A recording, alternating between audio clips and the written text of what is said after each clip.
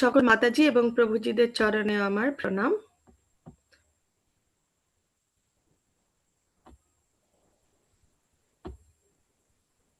ISKCON Shri Shri Radha Govinda temple ম্যাঙ্গালুরুর তরফ থেকে আমরা 18 দিনে 18 অধ্যায়ের অধ্যয়ন করছি এবং আজকে আমাদের তৃতীয় দিনে তৃতীয় অধ্যায়।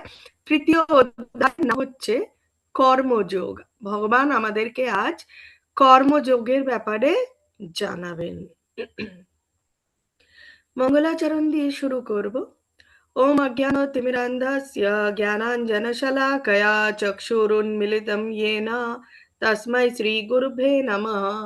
श्रीचैतन्यमनोभीष्टं स्थापितं येन भूतले स्वयं रूपा कदा मह्यं ददाति स्वापदान्तिकं। वन्देऽहं श्रीगुरु श्रीयुतोपदकमलं श्रीगुरुन् वैष्णवांश्च श्रीरूपं साग्रजातं सगण रघुनाथान्वितं तं सजीवं साधुवैतं सावधूतं परिजनसहितं श्रीकृष्णचैतन्यदेवं श्री राधा कृष्ण पादान सगण ललिता श्री विशाखान्वितांश्च। हे कृष्ण करुणा सिंधु दीनबंधु जगतपते गोपेश गोपिका कांतो श्री राधा कांतो नमस्तुते।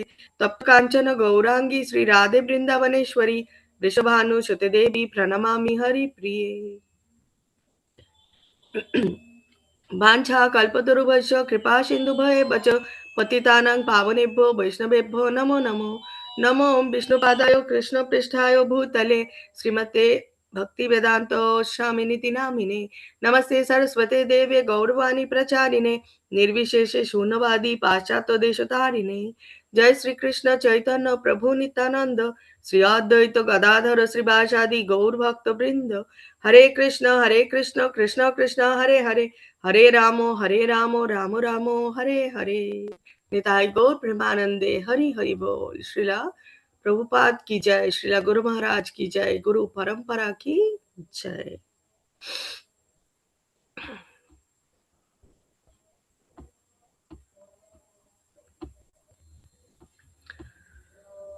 তৃতীয় দিনে তৃতীয় অধ্যায়তে শ্রী শ্রী রাধা গোবিন্দ টেম্পল ম্যাঙ্গালুরুর তরফ থেকে সকল প্রভুজি এবং মাতাজিদের সুস্বাগতম জানানো হচ্ছে এবং সাথেই আমরা বলবো শ্রী শ্রী রাধা গোবিন্দ জি কি জয়।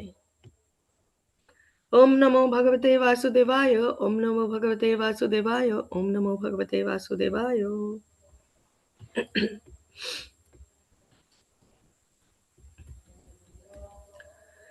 তৃতীয় অধ্যায়ের প্রথম শ্লোক অর্জুনকে দিয়ে শুরু হচ্ছে। অর্জুনের মধ্যে প্রশ্ন, অর্জুন একে একে প্রশ্ন করবেন এবং একে একে এই ভাগবত গীতার অধ্যায়গুলো আসবে। अर्जुन उवाच जियासि चेत् कर्मणास्ते मता बुद्धिर्जनार्दन तत्किं कर्माणि घोरे मां नियोजयासि केशव। অর্জুন বললেন, হে জনার্দন। তাহলে ভগবান শ্রীকৃষ্ণের আরেকটা নাম, গতকাল আমরা দেখেছিলাম নতুন এক নাম বার্ষ্ণেয়, কারণ বৃষ্ণি বংশের, তাই ভগবানকে বার্ষ্ণেয় বলা হয়েছে। আজকে এই শ্লোকে বলা হচ্ছে, হে জনার্দন, হে কেশব, যদি তোমার মতে কর্ম অপেক্ষা ভক্তি বিষয়নী বুদ্ধি শ্রেয়তর হয়, তাহলে এই ভয়ানক যুদ্ধে নিযুক্ত হওয়ার জন্য আমাকে কেন প্রেরণা দিচ্ছ? তাহলে অর্জুন ভগবানকে বলছেন জনার্দন। জনার্দন বলছেন, এবং কেন জনার্দন বলছেন? কারণ জনার্দনের মানে কি?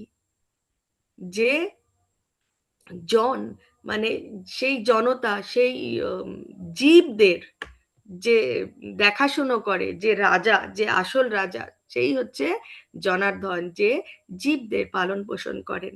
তো একদিকে বলছে তুমি জীবদের পালন পোষণ করো, আর তুমি আর একদিকে আমাকে বলছো যে যুদ্ধ করতে, কারণ যুদ্ধ করলে তো হত্যা করতে হবে। তাহলে জনার্দন বলছে এবং সাথে সাথে ওই একই ঠিক বোঝানোর চেষ্টা করছে, তুমি জনার্দন আর তুমি আমাকে কেন প্রেরণা দিচ্ছ যুদ্ধ করার জন্য। আর তোমার কাছে ভক্তি বিষয়নী বুদ্ধি হচ্ছে শ্রেয়, তাহলে তুমি আমাকে কেন বলছো যুদ্ধ করতে? তাহলে অর্জুনের মধ্যে এখন একটা দ্বন্দ্ব এসছে। কি দ্বন্দ্ব?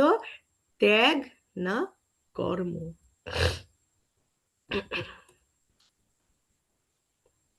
এখন অর্জুন বলছে কেন অর্জুনের মধ্যে এই দ্বন্দ্বটা আসছে, ভগবানকে সেটাই জিজ্ঞেস করছে দ্বিতীয় নম্বর শ্লোকে। व्यामिश्रेणेव वाक्येन बुद्धिं मोहाय शिव मे तदेकं वद निश्चित्य येन श्रेयोऽहम् आप्नुयाम्। তুমি যেন দ্ব্যর্থবোধক বাক্যের দ্বারা আমার বুদ্ধি বিভ্রান্ত করছো, তাই দয়া করে আমাকে নিশ্চিতভাবে বলো কোনটি আমার পক্ষে সবচেয়ে শ্রেয়স্কর। এখন ভগবান কি বলছেন? ভগবান বলছেন, কর্মেন্দ্রিয়াণি সংযম্য ইয়া আস্তে মনসা স্মরণ ইন্দ্রিয়ার্থান বিমূঢ়াত্মা মিথ্যাচারা স উচ্যতে।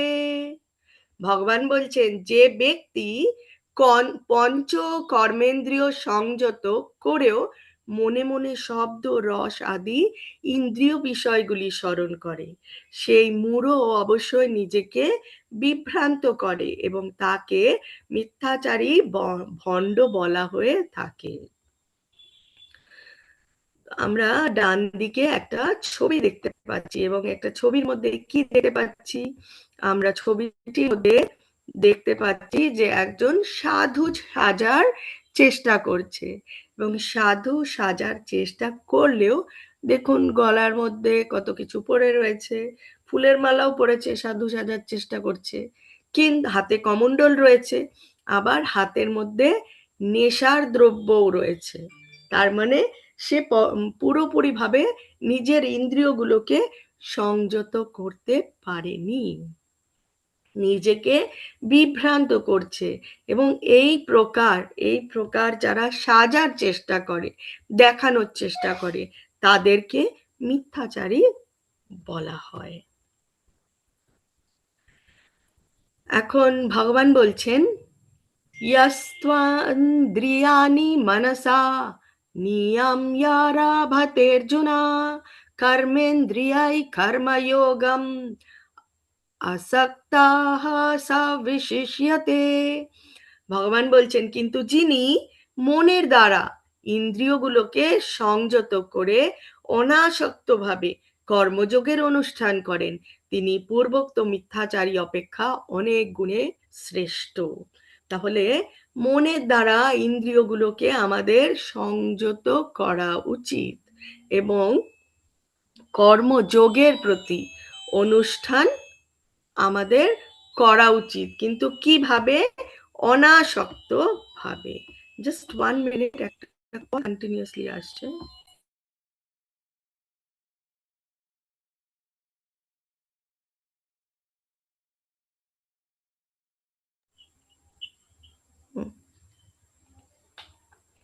হরে কৃষ্ণ।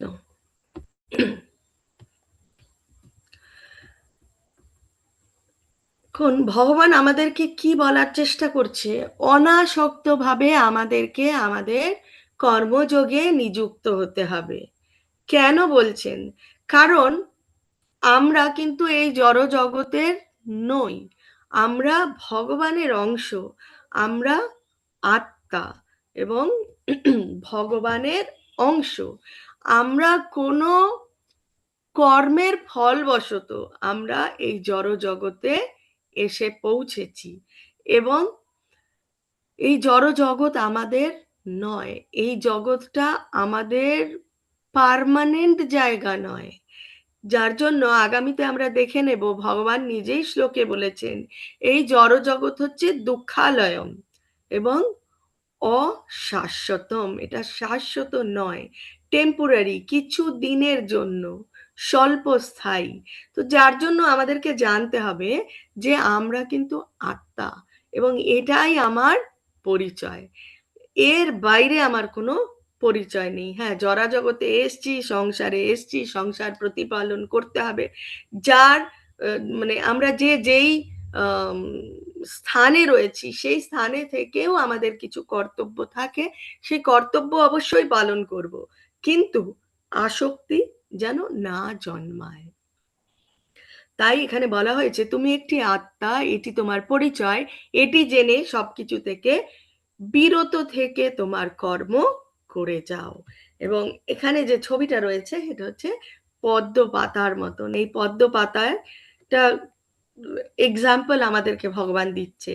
পদ্ম পাতা যেরকম পুকুরে থাকে, জলাশয়ে থাকে, বৃষ্টি পড়লে সেই বৃষ্টির যে জলের বিন্দু সেটা পদ্ম পাতার উপরে পড়ে, যতক্ষণ থাকার ততক্ষণ থাকে, হাওয়া আসবে, পাতা নড়বে এবং সেই জলের বিন্দুটি পড়ে যাবে। কিন্তু আমরা দেখতে পাবো পদ্ম পাতাটা কিন্তু ভেজে না। তো আমাদেরকেও ঠিক সেই রূপ, এখানে পদ্ম পাতা যেহেতু ছড়িয়ে রয়েছে, তার কর্ম হচ্ছে জলের যে বিন্দুটা পড়বে সে তাকে ধরে রাখবে যতটুক সময় হাওয়া না আসে, ধরে রাখবে কিন্তু ভিজবে না। আমাদেরকেও ঠিক সেই রূপ হওয়ার চেষ্টা করতে হবে। অষ্টম শ্লোকে ভগবান বলছেন, নিয়তম কুরু কর্মা ত্বম কর্মজ্যায় হি অকর্মণঃ শরীরায়ত্রপি চাতে না প্রসিদ্ধেদ অকর্মণঃ। ভগবান বলছেন, তুমি শাস্ত্রোক্ত কর্মের অনুষ্ঠান করো। যেই যেই কর্ম শাস্ত্রে উল্লেখ রয়েছে সেই সব কর্ম করো। যার জন্য বলছে শাস্ত্রে উক্ত যে রয়েছে কর্মগুলো সেই কর্মের অনুষ্ঠান করো। কেননা কর্মত্যাগ থেকে কর্মের অনুষ্ঠান করা শ্রেয়। এবং আমরা এই জড়া জগতে এসছি, কর্ম না করে আমরা আমাদের জীবন নির্বাহ করতে পারবো না। তাই বলা হচ্ছে কর্ম না করে কেউ দেহযাত্রাও নির্বাহ করতে পারে না। এখন আমরা জেনে নেব কর্ম কত রকমের। আমরা স্ক্রিনে দেখতে পাচ্ছি কর্ম 4 প্রকার, এবং সেই কর্মগুলো কি কি এটা খুব ভালো করে জেনে নিতে হবে।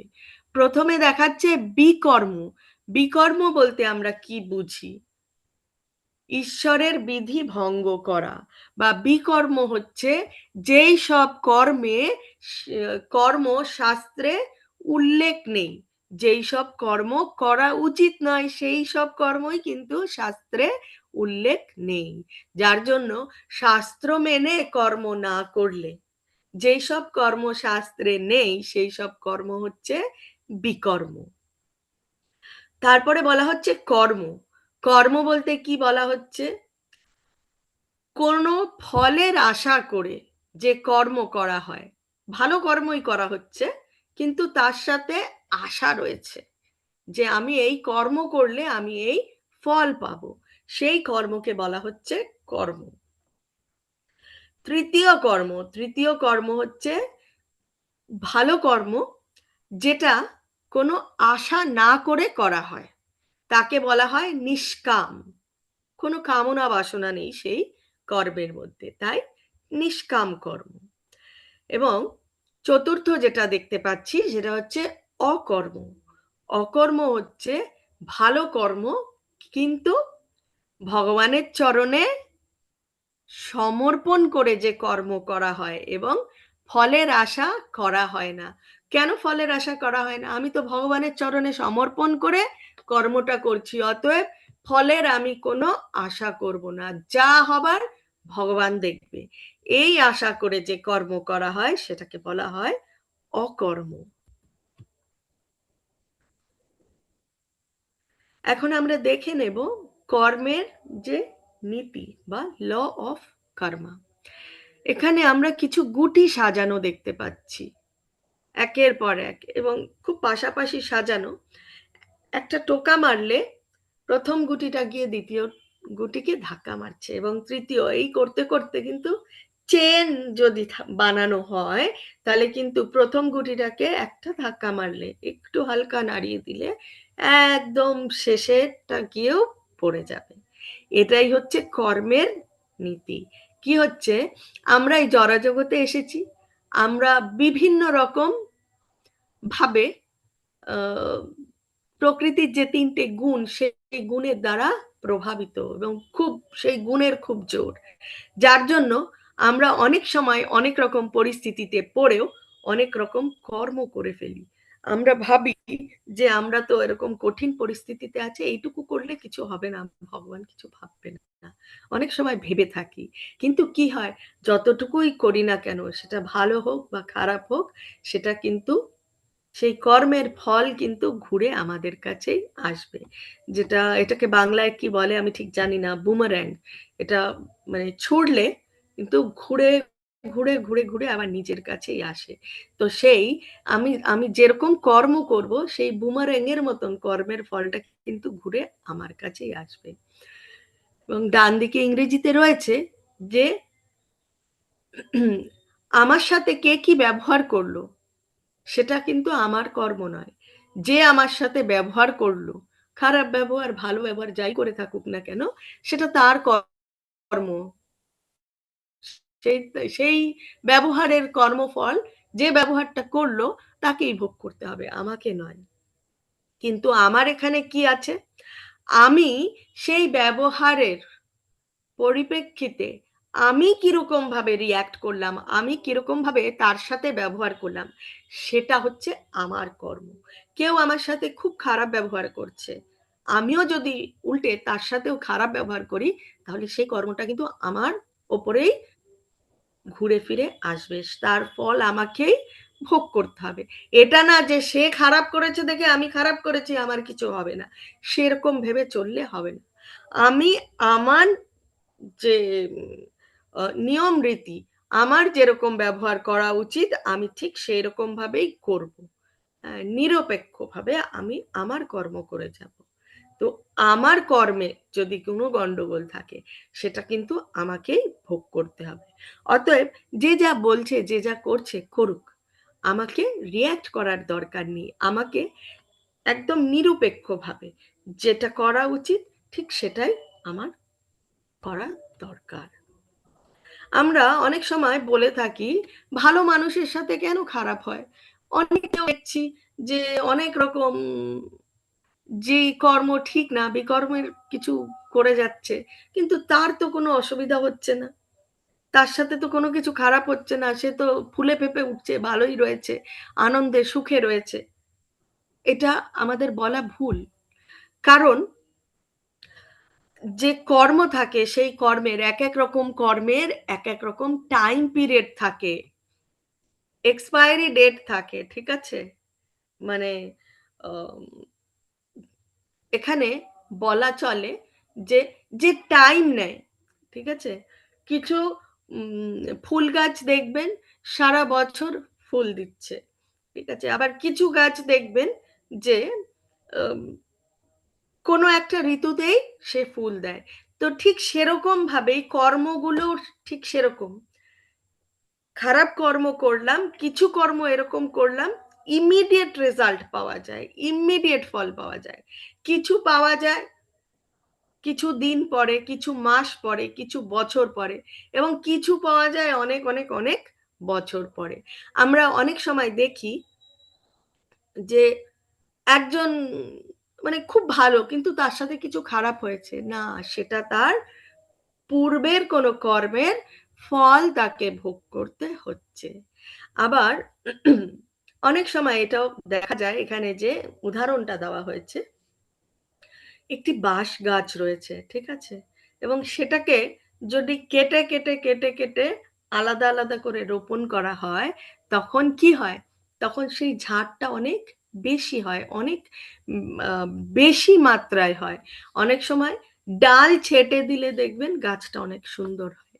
তো এইটাই হচ্ছে আমাদেরকে বুঝতে হবে, কারোর সাথে কোনো একটা সিচুয়েশন আসছে, তাকে তার কোনো কর্মের থেকে সে যাতে উতরাতে পারে, সেটা যাতে মানে বলে না যে এগিয়ে যেতে পারে, যার জন্য তার জীবনে কিছু অসুবিধা, সাময়িক অসুবিধা আসছে, কিন্তু সেই সাময়িক অসুবিধাটা অতিক্রম করলে আবার তার সে হয়তো নতুন করে কোনো ভালো দিকে এগোতে পারবে। এটাই হচ্ছে যেটা আমি বললাম, পাপ কর্ম করার ধাপ একে একে অঙ্কুরিত হয়, এক এক রকম পাপ। নবম শ্লোকে ভগবান বলছেন, যজ্ঞার্থাৎ কর্মণোন্যত্র লোকোয়ম কর্ম बन्धनः तदर्थं कर्म कौन्तेय মুক্তা সঙ্গা সমাচরা। এখন ভগবান বলছেন বিষ্ণুর প্রীতি সম্পাদন করার জন্য কর্ম করা উচিত। তার মানে ভগবানের প্রীতি সম্পাদন করার জন্য আমাদের কর্ম করা উচিত। তা না হলে কর্মই এই জড় জগতের বন্ধনের কারণ। তো আমরা ভগবানকে সমর্পণ করে যদি কর্ম না করি, ফলের আশা করে যদি কর্ম করি, তাহলে আমরা বন্ধনে, মায়া দেবীর বন্ধনে জড়িয়ে যাব। তাই হে কন্তেয়, ভগবানের সন্তুষ্টি বিধানের জন্যই কেবল তুমি তোমার কর্তব্য কর্ম অনুষ্ঠান করো এবং এভাবে তুমি সর্বদাই বন্ধন থেকে মুক্ত থাকতে পারবে। পরিবারে এসছি, আমাদের পরিবারের যারা রয়েছে, ভগবান কিন্তু তাদেরকে আমাদের কাছে পাঠিয়েছে বা আমাকে তাদের কাছে পাঠিয়েছে। অতএব আমাকে তাদের প্রতি যে কর্তব্য রয়েছে সেটা করতে হবে, কিন্তু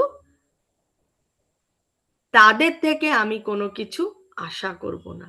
এটা আমার দায়িত্ব করার, আমি করেছি। তাই বলে উনি কেন আমার জন্য এটা করছে না, উনি কেন এটা এনে দিচ্ছে না, এইসব আশা করাটা ভুল। এইসব আশা করার দরকারই নেই। কারণ আশা কার থেকে করব? আমরা আমরা ভগবানের কাছে আশা করব যে ভগবানের প্রেম ভক্তি যাতে আমরা লাভ করতে পারি। তার বাইরে আর কোনো কিছুর আশা করার দরকার নেই। ভগবানের চরণে নিজেকে যদি আমি সমর্পণ করতে পারি, ভগবান পুরোটাই দেখে নেবে।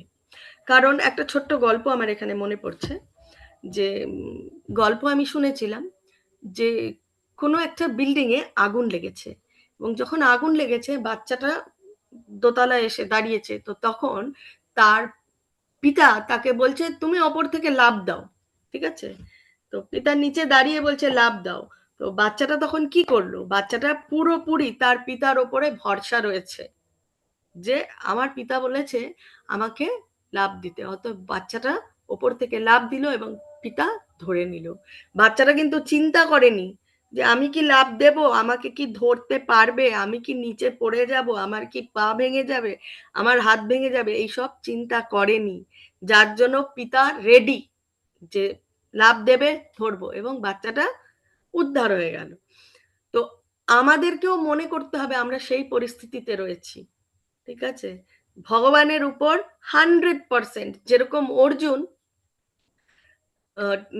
2 নম্বর অধ্যায় 7 নম্বর শ্লোকে বলেছিল, কার্পাণ্য দোষ পাহতা স্বভাবা পৃচ্ছামি ত্বম ধর্ম সম্মূঢ়া চেতা যৎ শ্রেয়স্যান নিশ্চিতং ব্রূহি তন্মে শিষ্যাস্তেহং সাধ্যি ত্বং নং প্রপন্নম। তো অর্জুন পুরোপুরি 100% সারেন্ডার করেছে। ওই জন্য অর্জুনের যে জীবনের যে নাও বা নৌকা, সেই নৌকার হাল কিন্তু ভগবান ধরেছে। তো আমরাও যদি ভগবানের ওপর 100% সারেন্ডার করি, কোনো চিন্তা ভাবনা না করে, ভগবানের কাছে বলে তো রাখলাম হবে কি হবে না, এই যে এই দ্বিধা বোধ যখন আসবে, হতে পারে কি হতে পারে না, তখন ভগবান বলবে ও তো চিন্তা করছে হবে কি হবে না, থাক তাহলে আমার দেখা দরকার নেই। আর 100% যদি সারেন্ডার করি, তাহলে ভগবান কিন্তু পুরো দায়িত্বটাই নিয়ে নেবে। এখন কলি যুগে আমাদের আসল কর্ম কি, আমাদের সাধনা কি, সেটা আমরা দেখবো একে একে। সত্য যুগে কি ছিল সাধনা বা কর্ম? সেই কলি যুগের কর্ম যেটা ছিল, সেটা সত্য যুগে যে কর্ম ছিল সেটা হচ্ছে ধ্যান করা। এবং সেই সময় যে মানুষেরা ছিল তাদের মধ্যে ততটাই শক্তি ছিল যে তারা এক জায়গায় বসে বছরের পর বছর এক জায়গায় একভাবে সাধনা করতে পারত।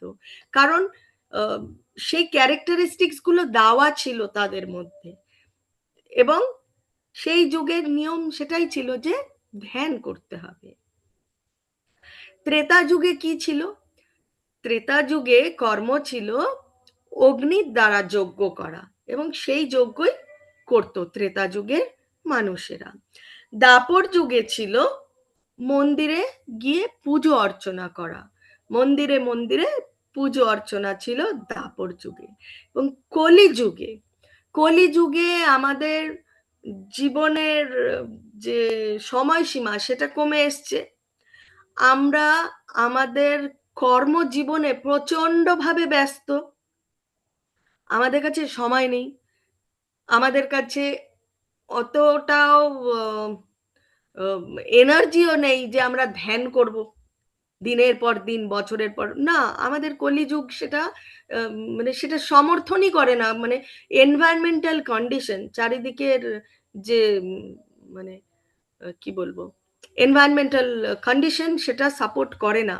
আমরা প্রচন্ড ব্যস্ত, সকালবেলা ঘুম থেকে ওঠার পর থেকে একের পর এক মানে যুদ্ধ, জীবন যুদ্ধ চলে যায়। যার জন্য ভগবান আমাদেরকে কলিযুগে সব থেকে সোজা উপায় দিয়ে গেছেন, সেটা হচ্ছে নাম যজ্ঞ বা জপ যজ্ঞ করার। এবং সেই যজ্ঞ হচ্ছে হরে কৃষ্ণ মহামন্ত্র বারংবার আমাদের জপ করতে হবে। সব থেকে মানে কলিকালে শ্রীমদ্ ভাগবতমে বলেছে যে কলিকাল, চারিদিকে কিন্তু আমরা ভালো কিছু দেখতে পাচ্ছি না, চারিদিকেই নেগেটিভ নেগেটিভ নেগেটিভ। এখানে দেখা যাচ্ছে সন্তান তার পিতামাতাকে হত্যা করছে প্রপার্টির জন্য, সম্পত্তি বিষয় আশয়ের জন্য, ঠিক আছে, ভাই ভাইয়ের সাথে মারামারি করছে, বোনে ভাইয়ে ঝামেলা হচ্ছে, ভাই ভাই ঝামেলা, পাড়া প্রতিবেশী তো ছেড়েই দেব। তো এইসব এত ঝামেলা হচ্ছে, এত কারণ কলির প্রভাব, যত দিন বাড়ছে কলির প্রভাব বাড়ছে। কিন্তু তার মধ্যে সব থেকে ভালো গুণ কলিযুগে যেটা ভগবান দিয়ে গেছেন সেটা হচ্ছে আমরা যদি যে কোনো, যে যেখানে যেভাবে যেমন ভাবে রয়েছি, শুধু ভগবানের নাম যদি জপ করতে পারি, আমরা তাতেই উদ্ধার হয়ে যাব। ভগবানের নাম জপ এবং কীর্তন, এবং সেই নাম জপ কীর্তন কিভাবে করব? খুব সোজা, 16 নাম 32 অক্ষর। হরে কৃষ্ণ কৃষ্ণ কৃষ্ণ হরে হরে, হরে রাম রাম রাম হরে হরে। এটাই হচ্ছে নাম যজ্ঞ বা জপ যজ্ঞ। এবং সবাই মিলে যখন একসঙ্গে করব সেটাকে বলা হয় সংকীর্তন যজ্ঞ। এবং এই নাম যজ্ঞ আমরা কন্টিনিউয়াস করতে পারি, তবে শুরু করার আগে আমাদেরকে পঞ্চতত্ত্ব মহামন্ত্র বলে নিতে হয়।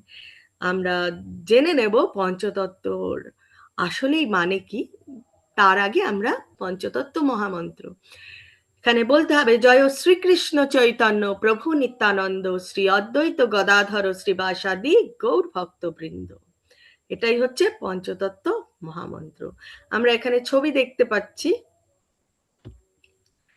মাঝখানে ভগবান শ্রীকৃষ্ণ রাধারানীর মনোভাব এবং রাধারানীর রঙে গৌরাঙ্গ, যার জন্য বলা হয় গৌর বলতে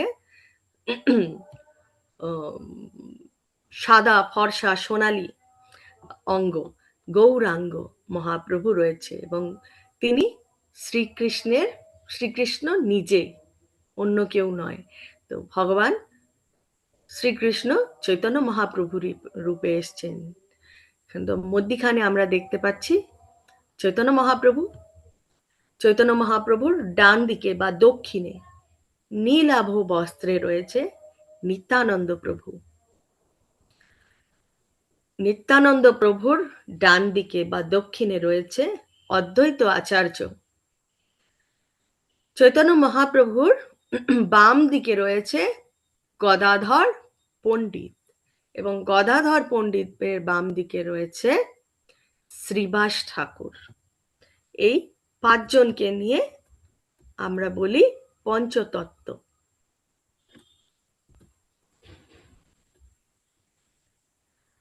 বলা হয়ে থাকে আমরা মুখে মুখে যতই জপ করি না কেন, আমরা যদি মালায় জপ করে থাকি এবং কোনো ফলের আশা ছাড়া, সেটাই হচ্ছে অকর্ম। ভগবানের নাম গান কীর্তন করব, ভগবানের নাম শুনবো, ভগবানের লীলা শুনবো কোনো আশা ছাড়া। যত শুনবো তত আমরা ভেতরে ভেতরে আমরা ক্লিন হয়ে যাব, আমরা পরিষ্কার হয়ে যাব, যেটা আমরা গীতার মাহাত্ম্যে শুনেছি। শঙ্করাচার্য কি বলেছেন, যে গঙ্গায় গিয়ে বারবার স্নান করে মানুষেরা, তারা পাপ থেকে মুক্ত হওয়ার জন্য। আর এই গীতাতে যদি আমরা স্নান করি তাহলে আমরা পাপ মুক্ত হতে পারি। শুধু পাপ মুক্ত, এবং তার সাথে সাথে যদি আমরা ভগবানের নাম গান সর্বক্ষণ করি, তাহলে তো আর কি বলার আছে, তাহলে অবধারিতভাবে আমরা ভগবানের কাছে পৌঁছতে পারবো। এই যে 14টা লোক রয়েছে, ঠিক আছে, এই 14টা লোকের মধ্যে 84 লক্ষ রকমের জীব রয়েছে, যার জন্য বলা হয় যে 84 লক্ষ যোনি পার করে আমরা এই শরীরটাকে পেয়েছি, আমরা এই জীবনটাকে পেয়েছি, এবং মানব জনম যেটা পেয়েছি, এখানে আমাদের যে বুদ্ধি, আমাদের যে চিন্তা করার, আমরা শাস্ত্র পাঠ করতে পারি, শুনতে পারি, দেখতে পারি, এবং মুখেও আমরা বলতে পারি, জপ করতে পারি, কীর্তন করতে পারি, এটা কিন্তু সবাই পারে না, সব জীবেরা পারে না। তো অনেক অনেক অনেক জনই, অনেক কষ্টের পরে আমরা এই মানব জন্ম পেয়েছি। অতএব এই জন্মটাকে এমনি আমাদের ইন্দ্রিয় তৃপ্তির জন্য দৌড়ে বেড়ালে আবার আরেকটা যোনিতে আমাদের প্রবেশ করতে হবে। তো আমাদের দেখতে হবে আমরা যাতে ভগবানের চরণে নিজেকে সমর্পণ করতে পারি, যাতে আর কোনো যোনিতে প্রবেশ না করতে হয়, আমরা যাতে সর্বদার জন্য ভগবানের সেবায় নিজেকে নিযুক্ত করতে পারি। এবং ভগবানের সেবা আমরা কি করে করব? বলা হয় যে ভগবানের সেবা কি শুধু আমাদের এই শরীর দিয়ে করব? না, সেটা আমাদের আগামী চ্যাপ্টার্সে রয়েছে, সেটা বিস্তারিতভাবে জানবো। বলা হচ্ছে যে এখানে বলা হয়েছে, শাস্ত্রে বলা হয়েছে, কেউ কোনো কিছু করতে পারছে না ভগবানের জন্য, বসে বসে বা শুয়ে শুয়ে যে মৃত্যুশয্যায় রয়েছে, সেও ভগবানের সেবা করতে পারে। কিভাবে? ভগবানকে স্মরণ করবে। সে যদি মুখে বলতে পারে তো ভগবানের হরিনাম জপ করবে, তাতেই ভগবানের সেবা হবে। চৈতন্য মহাপ্রভু, যিনি স্বয়ং কৃষ্ণ, তিনি কলি যুগে 539 বছর আগে এসেছিলেন। এবং কেন এসেছিলেন? এই কলি যুগে আমাদের মতন জীব আমরা যাতে উদ্ধার পেতে পারি, তার জন্য এসেছিলেন। এবং কিভাবে উদ্ধার পাবো? সেই হরিনাম, সেই যে গোপন তথ্য, সেই গোপন তথ্য ছড়িয়ে দিয়ে গেছে সবার মধ্যে, সেটা হচ্ছে হরে কৃষ্ণ মহামন্ত্র। আমরা এই মহামন্ত্র কোথায় করতে পারি? বাড়িতে বসে সবাই মিলে এক জায়গায় হয়ে মহামন্ত্র করতে পারি। এখানে দেখা যাচ্ছে রাস্তায় নগর সংকীর্তন বেরিয়েছে, এটাও কিন্তু এক রকমের সেবা। আমরা যখন কোথাও একা বসে আছি, বাসে করে যাচ্ছি, রিক্সা করে যাচ্ছি, অটো, এরোপ্লেন, যাতেই যাই না কেন, তখনও আমরা ভগবানের মন্ত্র জপ করতে পারি। পরিবারে সবাই মিলে একসাথে অন্তত অল্প কিছু সময়ের জন্য একসাথে একবার হরিনাম করা খুবই ভালো, এবং সেটা আস্তে আস্তে আমাদেরকে ভক্তির পথে নিয়ে যাবে। এবং কেন হরির নাম করা ভালো সেটা বলা হয়েছে, এটা খুব সম্ভবত নারদীয়া পঞ্চরত্রতেও রয়েছে। হরের নামা হরের নামা হরের নামাই বা কেবলম খলাও নাস্তি এভ্যা নাস্তি এভ্যা নাস্তি এভ্যা গতির অন্যথা। 3বার বলেছে নাস্তি এভ্যা নাস্তি এভ্যা নাস্তি এভ্যা, বারবার করে বলছে সত্যি সত্যি সত্যি, 3 সত্যি, সত্যি সত্যি সত্যি। যার জন্য বলছে যে এই কলিযুগে আমাদের আধ্যাত্মিক উন্নতির জন্য হরি নাম ছাড়া আর কোনো উপায় নেই, উপায় নেই, উপায় নেই। এখন ভগবান 13 শ্লোকে বলছে, ইয়াজনা শিষ্টা সেনা শান্ত মুচ্যন্তে সর্বকিলবিষহি ভুজন্তে ত্বাগম পাপা ये पचान्ति आत्मकारणात्। ভগবত ভক্তেরা সমস্ত পাপ থেকে মুক্ত হন, কারণ তারা যজ্ঞা বিশিষ্ট অন্নাদি গ্রহণ করেন। তাহলে এখানে প্রসাদের কথা বলা হচ্ছে, যে বলছে যে যারা ভগবানকে ভোগ দিয়ে প্রসাদ গ্রহণ করেন তারা পাপ থেকে মুক্ত হতে পারেন। যারা কেবল স্বার্থপর হয়ে নিজের ইন্দ্রিয় তৃপ্তির জন্য অন্নাদি পাক করে তারা কেবলই পাপ ভোজন করে। কেন বলা হচ্ছে এখানে পাপ ভোজন করে?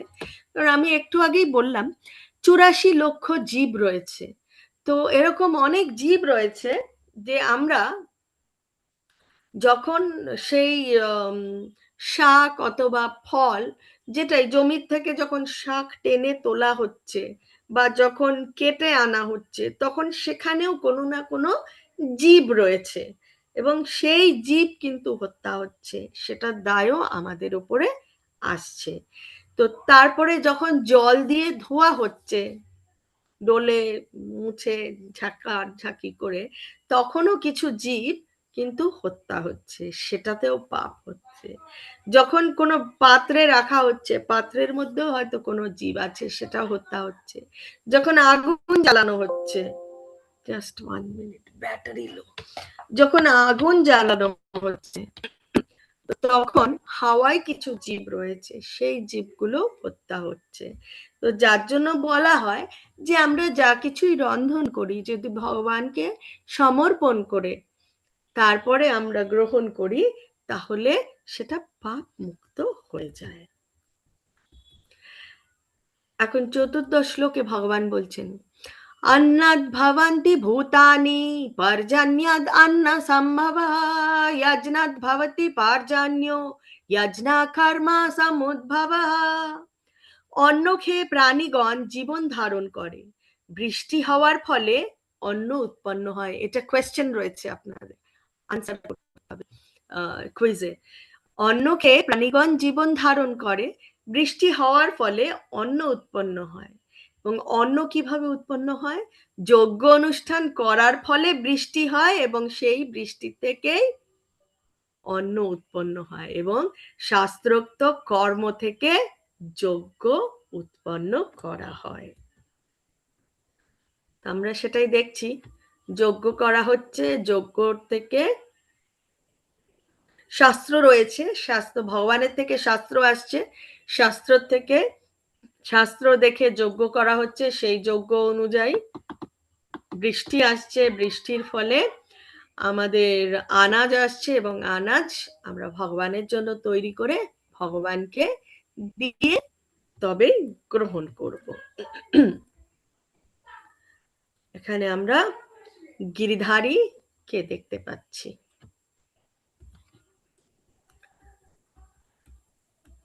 তো কলিযুগে আমাদের যে মন্ত্র সেটা হচ্ছে হরে কৃষ্ণ মহামন্ত্র। সবাই মিলে হাত তুলে বলবো, হরে কৃষ্ণ কৃষ্ণ কৃষ্ণ হরে হরে, হরে রাম রাম রাম হরে হরে। এই 16 নাম 32 অক্ষরের মধ্যে যে কি গুণ আছে সেটা, আমরা কলিকালের জীব, তো কলিকালে আমরা সবাই শূদ্র, জন্মা না যায়তে শূদ্রা, কলিকালে আমরা সকলেই শূদ্র। অতএব আমাদেরকে এই মহামন্ত্র বারংবার বারংবার উচ্চারণ করতে হবে, কীর্তন করতে হবে, তাহলেই আস্তে আস্তে আমরা ভগবানের প্রেম ভক্তি অর্জন করতে পারবো। ভগবান বলছেন, তস্মাদ আসক্ত সততাম কার্যম কর্ম সমাচরা আসক্ত হ্যাচরম কর্ম পরম আপনোতি পুরুষঃ। অতএব কর্মফলের প্রতি আসক্তি রহিত হয়ে কর্তব্য কর্ম সম্পাদন করো। ভগবান ডাইরেক্ট এখন বলছে যে কর্মফলের প্রতি আসক্তি রেখো না এবং কর্তব্য কর্ম সম্পাদন করো। অনাসক্ত হয়ে কর্ম করার ফলে মানুষ পরতত্ত্বকে লাভ করতে পারে।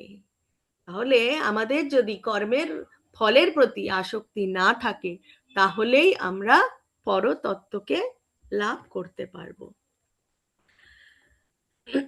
ভগবান বলছেন, यद्यद् आचरति श्रेष्ठस्तत्तत् एवेतरो जनः स यत् प्रमाणं कुरुते लोकस्तद् अनुवर्तते। শ্রেষ্ঠ ব্যক্তি যেভাবে আচরণ করেন সাধারণ মানুষেরা তার অনুকরণ করে। তিনি যা প্রমাণ বলে স্বীকার করেন সমগ্র পৃথিবী তাকেই অনুসরণ করে। তাহলে অর্জুনকে বলছেন, আমাদেরকেও বলছেন, অর্জুনকে বলছেন যে শ্রেষ্ঠ ব্যক্তি যে রূপ আচরণ করে, ঠিক আছে, সবাই কিন্তু তাকেই অনুকরণ করার চেষ্টা করে। এখন অর্জুন যদি ক্ষেত্র ছেড়ে চলে যায়, সাধারণ মানুষ কি করবে? তারাও কিন্তু মানে একদম কোনো কর্মের পিক টাইম যখন আসবে তখন সেখান থেকেও পালিয়ে যাবে। তাই বারবার বলা হয়েছে এই কথাটাই, ভগবান এটাই বোঝানোর চেষ্টা করছে যে শ্রেষ্ঠ ব্যক্তি যদি কেউ হয় তাহলে তাকে বুঝে শুনে চিন্তা ভাবনা করে তাকে কর্ম করতে হবে। সাধারণ ব্যাপার। আজকে কোনো একটা পরিবারে পিতা যেরকম আচরণ করে তার শিশুও কিন্তু পিতাকে দেখে সেটা অনুকরণ করার চেষ্টা করে। অতএব আমাদেরকে খুব সাবধানভাবে আমরা কিরকম ব্যবহার করব, কিরকম আচরণ করব, সেটা আমাদেরকে অনেক চিন্তা ভাবনা করে সঠিক আচার এবং বিচারের মধ্যে থাকতে হবে। শ্রেষ্ঠ ব্যক্তি আমরা এখানে দেখতে পাচ্ছি শ্রীকৃষ্ণ চৈতন্য মহাপ্রভু। এবং মহাপ্রভু তিনি আমাদেরকে কি বলে গেছেন? হরিনাম সংকীর্তন এবং জপ যজ্ঞ করতে। তার জন্য তিনি শ্রেষ্ঠ ব্যক্তি, আমরা তো সাধারণ, আমাদেরকে তাকে অনুকরণ করতেই হবে। না বুদ্ধি ভেদম জনয়াদ অজ্ঞানম কর্ম সঙ্গিনাম যোষায়েত সর্বকর্মাণি বিদ্বান যুক্তা সমাচরণ। জ্ঞানবান ব্যক্তিরা কর্মাসক্ত জ্ঞানহীন ব্যক্তিদের বুদ্ধি বিভ্রান্ত করেন না, বরং তারা ভক্তিযুক্ত চিত্তে সমস্ত কর্ম অনুষ্ঠান করেও জ্ঞানহীন ব্যক্তিদের কর্মে প্রবৃত্ত করেন। তাহলে ভগবান খুব সুন্দরভাবে বলছেন যে যারা জ্ঞানবান তারা নিজেদের কর্ম করে যায় এবং কর্মের ফলের প্রতি তাদের কোনো আসক্তি থাকে না। তারা এমন কিছু করেন না যে অন্যদের বুদ্ধি বিভ্রান্ত হয়, বরং তারা কি করে? তারা নিজেদের কর্ম ফলের আসক্তি ছাড়াই কর্ম করে এবং যারা জ্ঞানহীন তাদেরকে পথ দেখানোর চেষ্টা করে। এটা খুব ইম্পর্টেন্ট শ্লোক। প্রকৃতে ক্রিয়মাণানি গুণাই কর্মাণি সর্বশঃ অহংকার বিমূঢ়াত্মা কর্তাহম ইতি মান্যতে। অহংকারে মোহাচ্ছন্ন জীব জড়া প্রকৃতির ত্রিগুণের দ্বারা ক্রিয়মান সমস্ত কার্যকে স্বীয় কার্য বলে মনে করে এবং মনে করে আমিই কর্তা, আমি না থাকলে হতো না, এরকম তার চিন্তা ভাবনা। কিন্তু যত রকমের যা কিছু চারিদিকে হচ্ছে আমরা এখানে দেখতে পাচ্ছি তিন মহামায়ার তিনটে রূপ রয়েছে, সত, রজ এবং তম। আমরা যা কিছুই কর্ম করি না কেন এই তিনটে গুণের প্রভাবের মধ্যে এসে আমরা সেই কর্মগুলো করি এবং এই গুণের দ্বারাই সেই কর্মগুলো হয় এবং তাই সেই কর্মফল হয়। আর আমরা ভাবি যে আমরাই করলাম, আমার দ্বারাই হয়েছে, আমি না থাকলে হতো না। এখন অর্জুন বলছেন अर्जुन उवाच अथा केन प्रयुक्तोऽयं पापं चरति पुरुषः अचिन्नम् अपि वार्ष्णेय बलद इव नियोजितः। এটা খুব ইম্পর্টেন্ট, আমরা নিজেদেরও জীবনেও ভেবে থাকি। অর্জুন বললেন, হে বার্ষ্ণেয়, মানুষ কার দ্বারা চালিত হয়ে অনিচ্ছা সত্ত্বেও যেন বলপূর্বক নিয়োজিত হয়ে পাপাচরণে প্রবৃত্ত হয়। অনেক সময় ইচ্ছে নেই তাও হয়ে গেছে কোনো কিছু। এখন ভগবান বলছেন যে কিভাবে হয়, অর্জুন জিজ্ঞেস করছে যে অনিচ্ছা সত্ত্বেও আমরা কিছু কিছু কর্ম করে থাকি। এখন ভগবান বলছেন, ধূমে না ব্রিয়তে বাণী যথাদর্শো মলেন চ यथोल्बेनावृतो गर्भस्तथा तेनेदं आवृतम। ভগবান বলছে অগ্নি যেমন ধুয়োর দ্বারা আবৃত থাকে। দর্পণ অনেক সময় ধুলো ময়লা পড়ে গেলে আমরা কিন্তু আমাদের প্রতিবিম্ব দেখতে পারি না, তখন সেই ধুলো যদি পড়ে থাকে আমরা বুঝতেই পারি না যে সেটা দর্পণ রয়েছে। অথবা গর্ভ যেমন জরায়ুর দ্বারা আবৃত থাকে, ঠিক তেমনি জীবাত্মা বিভিন্ন মাত্রায় কামের দ্বারা আবৃত থাকে, কামনা বাসনার দ্বারা আবৃত থাকে জীব। তো এখানে সেই ছবি আমরা দেখতে পাচ্ছি, ভগবান যেমন বলল, আসল জিনিসটা বোঝা যায় না। এখন বলছেন ভগবান, তস্মাৎ ত্বম ইন্দ্রিয়াণি দাও নিয়মা ভরতর্ষভা পাপমানম প্রজাহিহ্যেনম জ্ঞান বিজ্ঞান নাশনম। ভগবান বলছেন, ও হে ভরত শ্রেষ্ঠ, তুমি প্রথমে ইন্দ্রিয়গুলিকে নিয়ন্ত্রিত করে জ্ঞান ও বিজ্ঞান নাশক পাপের প্রতিক্রূপ কামকে বিনাশ করো। ভগবান বলছেন যে যেটা অর্জুন বলল যে অনিচ্ছা সত্ত্বেও কিছু কর্ম করা হয়, সেটার জন্য কি করতে হবে, সেটার জন্য আমাদেরকে আমাদের ইন্দ্রিয়গুলোকে নিয়ন্ত্রণে রাখতে হবে, এবং ইন্দ্রিয়গুলোকে যদি আমরা নিয়ন্ত্রণে রাখতে পারি তাহলে যে পাপের প্রতীক রয়েছে আমাদের মধ্যে কাম, সেই কামকে আমরা বিনাশ করতে পারবো। এবং সেই কাম বিনাশ করার জন্য আমাদের যজ্ঞ, সেটা কি যজ্ঞ, সেটা হচ্ছে কলিযুগে জপ যজ্ঞ বা নাম যজ্ঞ বা মহামন্ত্র যজ্ঞ। কারণ কলিযুগের একটাই সব থেকে সোজা উপায়, সেটা হচ্ছে নাম যজ্ঞ। যেখানে কিনা দাপর যুগে মন্দিরে গিয়ে পুজো অর্চনা, এবং সেই পুজো অর্চনার বিশাল লম্বা লিস্ট, অনেক দ্রব্য সামগ্রী লাগবে সেই পূজা অর্চনার জন্য। তারপরে শুধু দ্রব্য লাগলেই হবে না, অনেক নিয়ম, একের পর এক নিয়ম রয়েছে। ত্রেতা যুগে ছিল অগ্নির দ্বারা যজ্ঞ করা, সেটারও অনেক অনেক নিয়ম, এবং সেই মন্ত্র হয়তো আজকের ডেটে খুঁজেও পাওয়া যাবে না। আর ত্রেতা যুগের আগে যেটা সত্য যুগে, সেখানে ছিল যুগের পর যুগ লোকে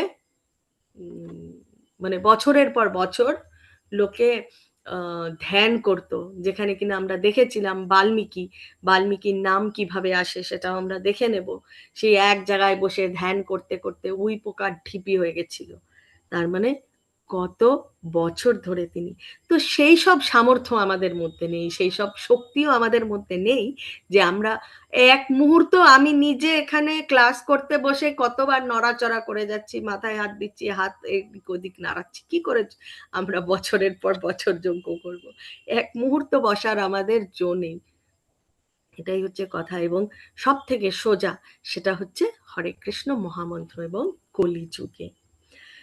শ্লোক নাম্বার 42, ইন্দ্রিয়ানি পরানি আহুর ইন্দ্রিয়েভ্যা পরম মনঃ মানসস্তু পরবুদ্ধির ইয়ো বুদ্ধে পরতস্তু সহ।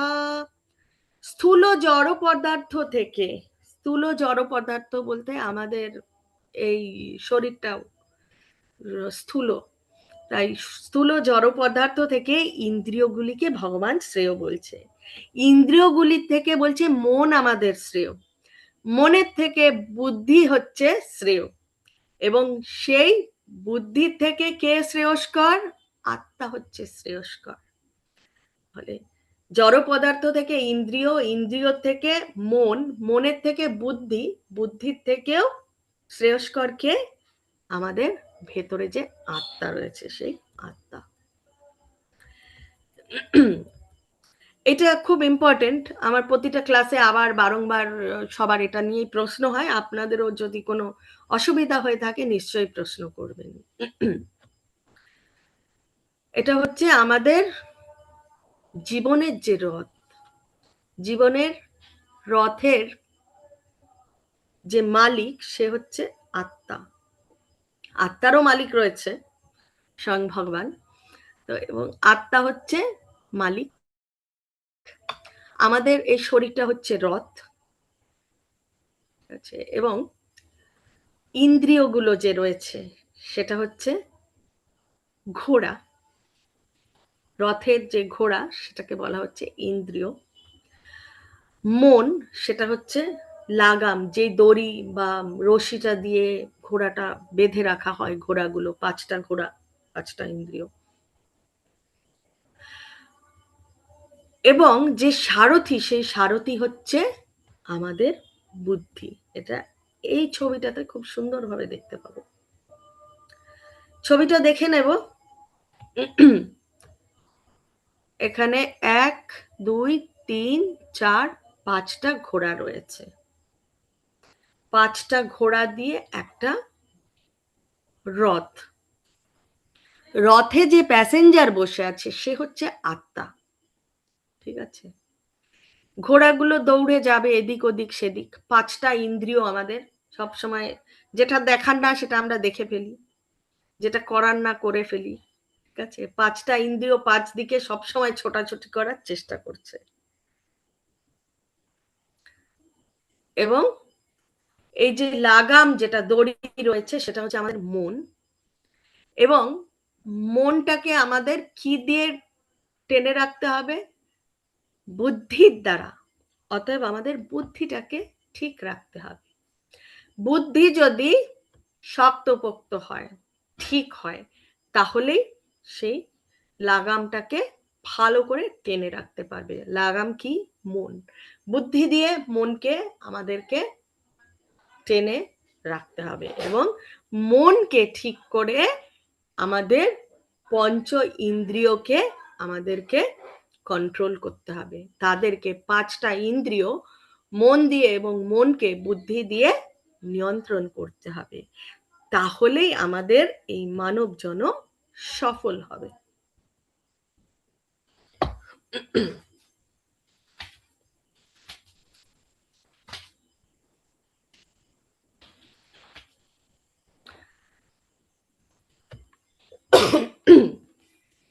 তেতাল্লিশ নম্বর শ্লোকে বলছে, एवं बुद्धे परम बुद्ध्वा संस्थाभ्यात्मानमात्मना जाहि शत्रु महाबाहो कामरूपम दुरासदम।